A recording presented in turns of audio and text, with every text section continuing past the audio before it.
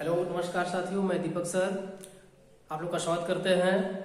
पिछले वीडियो में मैंने आप लोग को बताया था घनाभ और घन का फार्मूला, घनाभ और घन के फार्मूला बताकर समझाया गया था। तो आज उसी पर आधारित आप लोग को घन का सवाल बताते हैं। तो देखिए पहला सवाल दिया गया है 8 सेमी भुजा वाले घन का आयतन, विकर्ण और समकोण पृष्ठ ज्ञात कीजिए। तो घन का आयतन, पहला सवाल इसमें पूछा गया है घन का आयतन बताइए। तो 8 सेमी भुजा वाले घन के लिए कर रहा है। तो भुजा का मान देखिए यहाँ पर दिया हुआ है 8, तो हम क्या रखेंगे 8 सेमी भुजा। तो 8 सेमी घन का है तो सभी भुजा 8 सेमी का है, यानी 8 8 8 दिया गया है। तो भुजा का मान कितना हो गया 8 सेंटीमीटर भुजा का मान है। तो पहला इसमें कह रहा है फर्स्ट घन का आयतन। तो घन का आयतन बराबर भुजा का क्यूब। मैंने बताया था घन का आयतन क्या होता है, भुजा का क्यूब होता है। तो देखिए भुजा का मान a और a का मान दे रखा है 8 सेंटीमीटर। तो पहला हम यहाँ पर रखते हैं 8 और 8 का क्यूब कर देते हैं। 8 का क्यूब 8 गुणे 8 गुणे 8, तो कुल मिलाकर के 8 का गुणा 8 3 बार करते हैं तो आ जाएगा 512। 8 का क्यूब याद रखना है, याद कीजिए। तो 8 का क्यूब कितना है 512। और इसका मात्रक मैंने बताया था घन इकाई यानी सेंटीमीटर दिया गया है, तो घन सेंटीमीटर। तो ये देखिए पहला आपका आ गया 512 घन सेंटीमीटर। तो नोट कर सकते हैं इसको। घन का आयतन बराबर देखिए भुजा का क्यूब 8 का क्यूब किए 8 गुणे 8 गुणे 8 512 घन सेंटीमीटर। तो अगला इसी में पूछा गया है घन का विकर्ण। तो बहुत ही सरल तरीका है। देखिए दोस्तों पूछा गया है घन का विकर्ण, तो हम तुरंत इसको करते क्या है, देखिए घन का विकर्ण। तो घन का विकर्ण मैंने सूत्र बताया था, आप लोग को याद होगा, पिछले वीडियो में देख सकते हैं। तो घन का विकर्ण होता है a करड़ी में 3, यानी भुजा करड़ी में 3।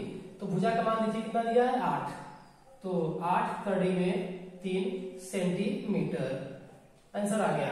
तो ये कितना आसान है। तो भाई कक्षा 9-10 बच्चे बड़े आसानी से सीख सकते हैं, समझ सकते हैं। तो घन का विकर्ण बराबर a करड़ी में 3, यानी a का मान 8 करड़ी में 3। अगला क्वेश्चन इसी में पूछा है घन का संपूर्ण पृष्ठ बताइए। तो आइए देखते हैं घन का संपूर्ण पृष्ठ।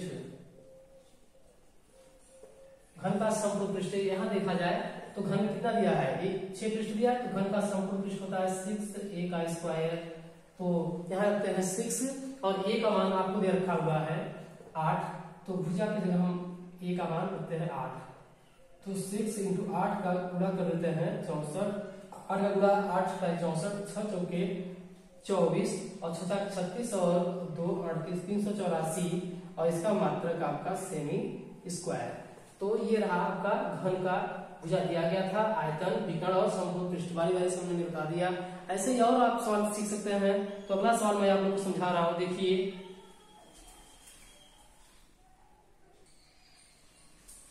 तो आइए देखिए अगला सवाल दिया है एक घन का विकर्ण 6√3 सेमी है, तो घन का आयतन बताओ। तो यहाँ पर आपको घन का विकर्ण नहीं पूछा बल्कि घन का विकर्ण दिया हुआ है, घन का आयतन पूछा जा रहा है। तो सूत्र होता है देखिए हल इसका, घन का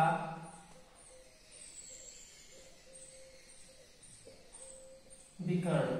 घन का विकर्ण आपको दिया गया है 6√3। तो घन का विकर्ण दिया गया है तो आप रखते हैं घन का विकर्ण √3 फार्मूला होता है इसका।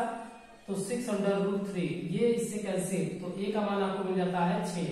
a का मान जैसे 6 आ गया, यानी भुजा का मान देखिए 6 आ गया, 6 सेंटीमीटर। अब पूछा क्या गया है घन का आयतन बताइए। तो यहाँ पर साथियों कर सकते हैं घन का आयतन।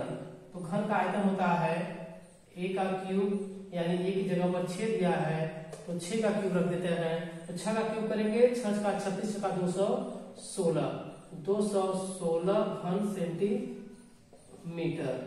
ये आंसर हो जाता है। तो आप लोग को समझ आ रहा होगा। ऐसे ही और भी सवाल बताएंगे आप लोग को। तो देखते रहिए दीपक सर क्लास, टारगेट क्लासेस। सभी लोगों को जय हिंद, जय भारत।